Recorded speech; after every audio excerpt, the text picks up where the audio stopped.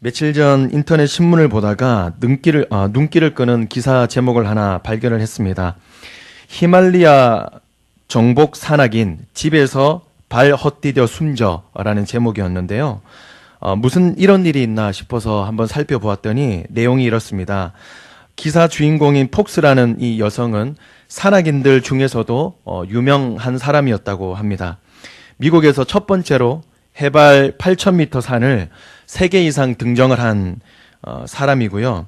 그리고 한 번은 에베레스트 산 정상을 올라갔다가 내려오는 길에 눈보라를 만났는데 함께 등반을 했던 그 10명이 조난을 당했습니다. 그 중에 8명은 죽고 이 여성이 끝까지 살아남았다는 것입니다.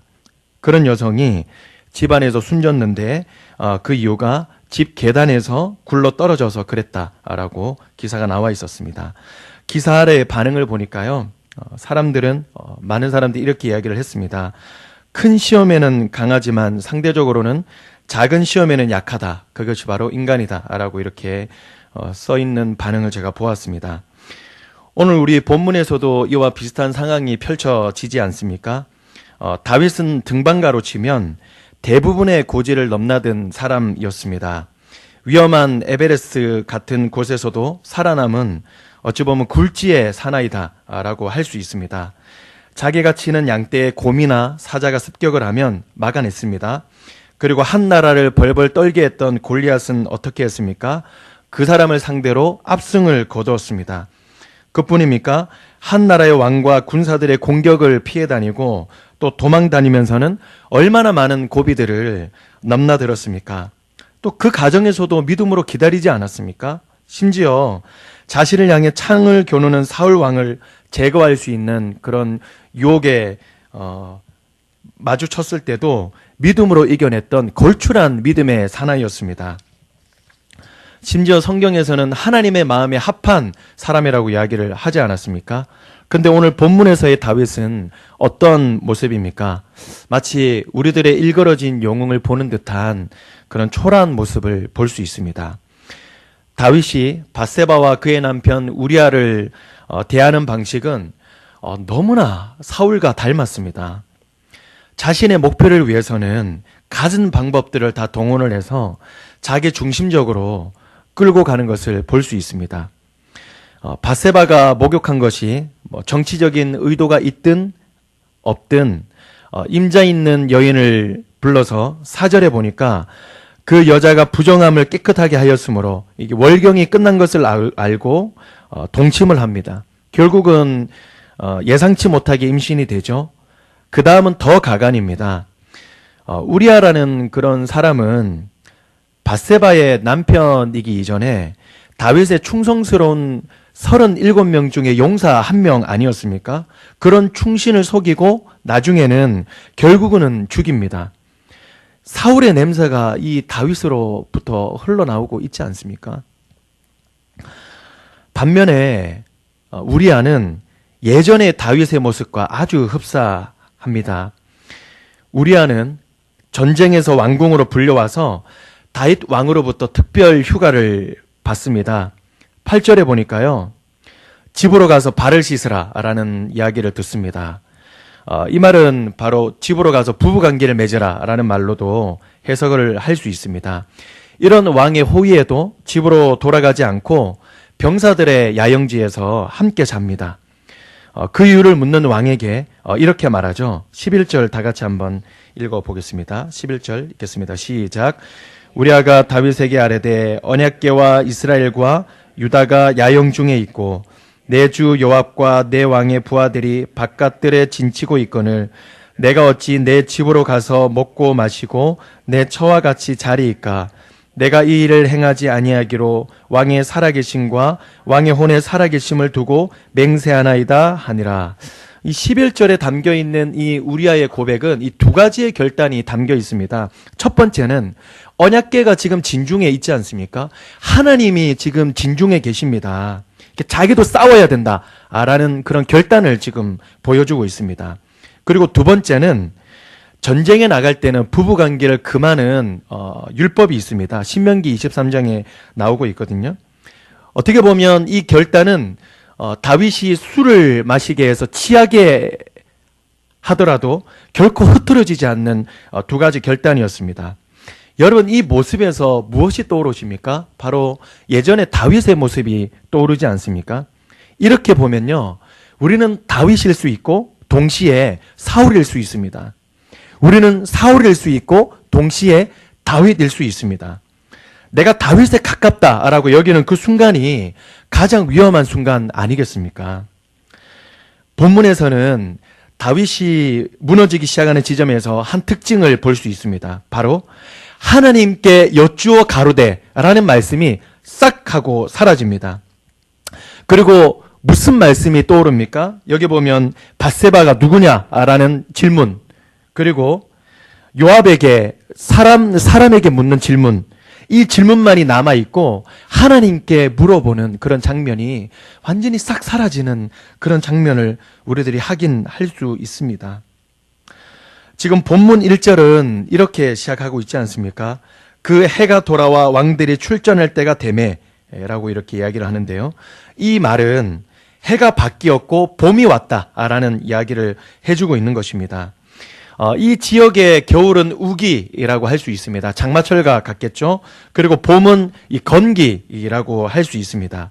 어찌 보면 전쟁에 아주 적합한 환경이어서 성경에 보면 주로 전쟁을 벌일 때는 이 봄에 일어나는 것을 볼 수 있습니다. 왜 그러냐면 이 봄에 많은 것들을 수확을 했거든요. 그래서 군량미도 많이 이렇게 수확을 했기 때문에 충분히 전쟁을 할 수 있는 그런 환경이라고 할 수 있습니다. 그리고 이 전쟁은요, 그냥 평범한 전쟁이 아니었습니다. 1절에 보니까 이렇게 표현을 합니다. 온 이스라엘 군대를 보냈다라고 이렇게 이야기를 하고 있습니다. 나중에 보면 하나님의 언약궤도 전장 가운데 지금 가 있지 않겠습니까? 어제 우리들이 큐티 말씀을 통해서 확인을 했던 것처럼 지금 이스라엘을 상대로 해서 전쟁을 벌이고 있는 이 적군들은요, 지금 복수전을 벌이고 있는 거예요. 그러니까 독이 바짝 돋은 그런 적군들이 이스라엘 백성들을 향해서 지금 싸우려고 덤벼들고 있는 상황입니다. 이런 상황에서 본문은 다윗을 뭐라고 묘사를 하고 있습니까? 다윗은 예루살렘에 그대로 있더라.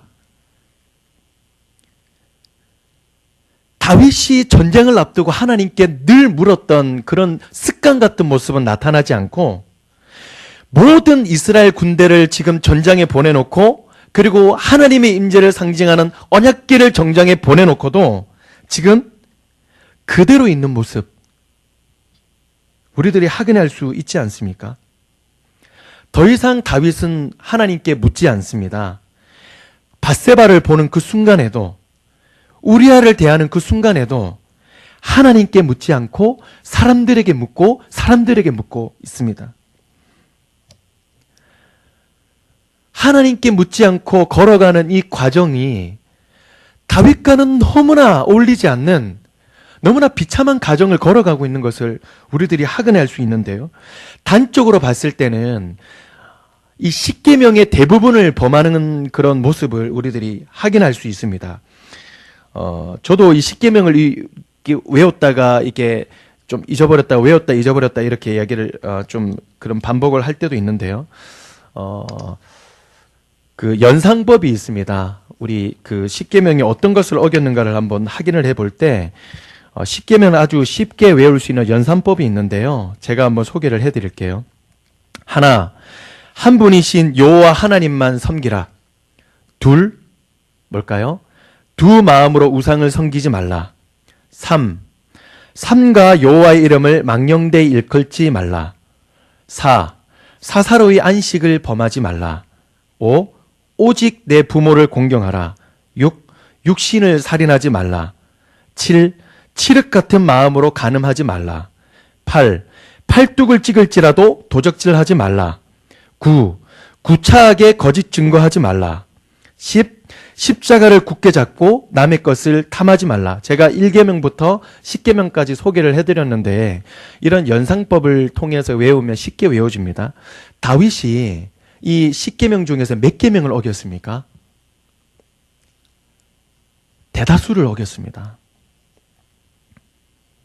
사실 죄도 이렇게 엿주는 것을 멈추는 것에서 오지 않았습니까? 하나님은 이 아담과 하와에게 선악과를 금했습니다. 하나님 이 선악과가 너무나 아까워서 먹지 말라라고 하신 것도 아니었습니다. 나는 하나님이고 그리고 너희들은 나의 피조물이다 라는 어떤 사인을 보여주신 것이 바로 이 선악과 아니었습니까? 여러분, 뱀이 하와를 유혹할 때 하와는 하나님께 묻지 않았습니다. 오직 뱀하고만 상대했습니다.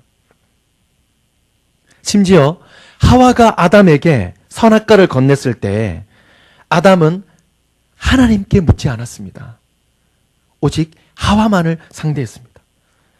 자기 소견대로 옳은 대로 행하지 않았습니까?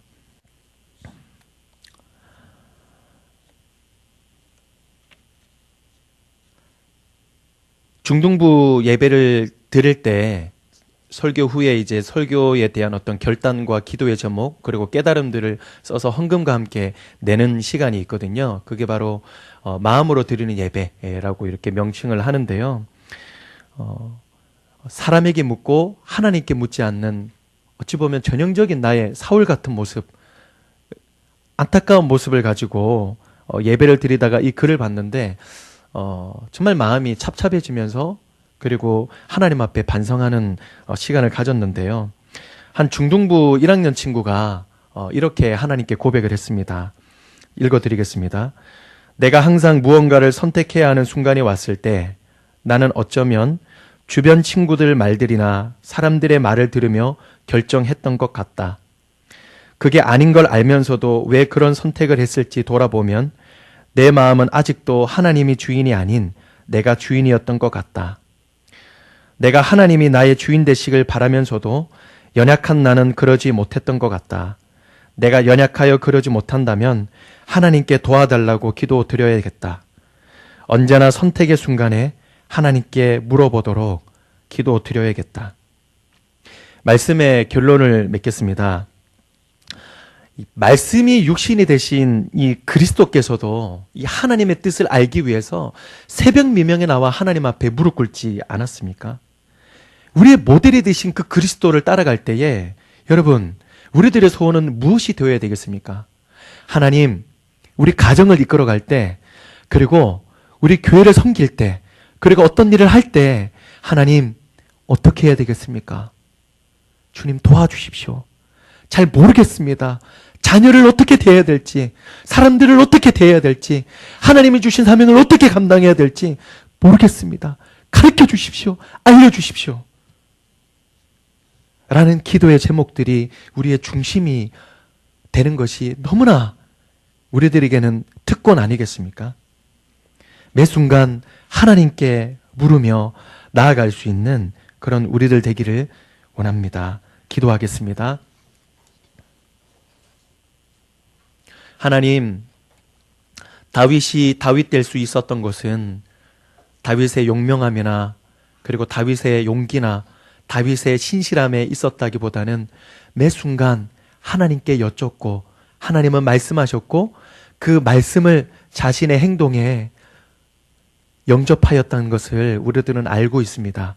그러나 어느 순간부터 자신의 삶에 자족하고 어느 순간부터 하나님의 말씀을 떠나고 또 어느 순간부터 하나님께 묻기를 멈추고 사람들에게 묻기를 시작하였을 때 너무나 비참하게 무너지는 장면들을 우리들은 확인할 수 있었습니다. 하나님, 우리들은 매 순간 선택을 할 때 사람들에게 묻고 또 사람들에게 귀를 기울이지만 때로는 하나님 앞에 나아가지 못할 때가 너무나 많이 있습니다. 하나님, 하나님께 물을 수 있도록 도와주시옵소서. 그리고 매 순간마다 하나님께 묻게 해달라 기도할 수 있는 우리들이 될 수 있도록 도와주십시오. 우리의 소원은 오직 그리스도처럼 우리들도 매 순간마다 내가 힘이 있을 때에, 그리고 내가 갈록이 있을 때에, 내가 경험이 있을 때에, 그리고 내가 그림이 그려져서 어떻게 하면 되겠다라고 하는 어떤 계획이 있을 때조차도 하나님 앞에 무릎 꿇고 하나님 앞에 힘을 구할 수 있는, 지혜를 구할 수 있는 그런 우리들이 될 수 있도록 도와주시옵소서. 감사합니다. 모든 것을 예수님의 이름으로 기도합니다. 아멘. 주기도문 하겠습니다. 하늘에 계신 우리 아버지여,